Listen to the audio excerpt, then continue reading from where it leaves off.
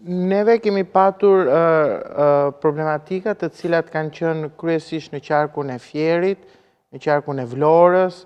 në qarkun e Beratit, pra në qarkun e Shkodrës dhe atë të Lezhës, të cilat kanë patur edhe një, të themi, një efekt ose kanë patur një përballje me këtë situatë më të rëndësishme se sa qarqet e tjera.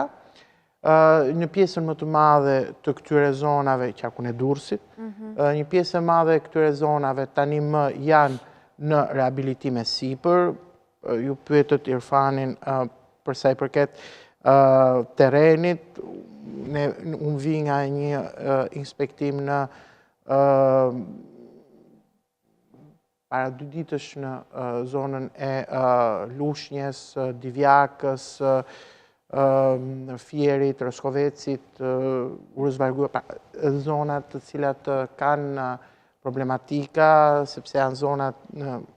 disa prej tyre në bashkinë e Divjakës edhe me tokat të cilat janë në nivelin e detit, pra në këto zona të themi niveli i lartë i rreshëve, ato janë zona naturalisht, më përpara kanë qenë të baponifikuara, pra kanë qenë këneta, dhe janë zona naturalisht të cilat mbajnë sasi të mëdha uji, pra ku duhet një vëmendje e shtuar, dhe në këtë diskutim neve që së bashku me përgjegjësit e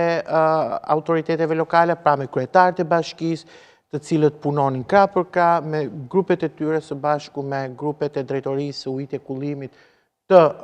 Ministrisë Bujqësisë, pra që janë në varësi të Ministrisë Bujqësisë, sepse në fund fare ky është një qasje e cila është një qasje që tenton të lehtësojë problematikat për qytetarin.